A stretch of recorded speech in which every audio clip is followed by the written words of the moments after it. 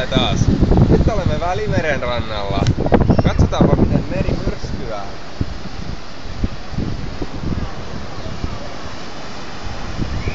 Ja siellä kuitenkin uimarit rohkeina vetelevät aaltoihin. Tuossa touhusta ei voi seurata kuin hyvää. Mutta siirrytäänpä toiseen kuvauspaikkaan. Tässä uudella kuvauspaikalla. Mukavalta näyttää tuo vellova Välimeri. Minäpä juoksen sinne.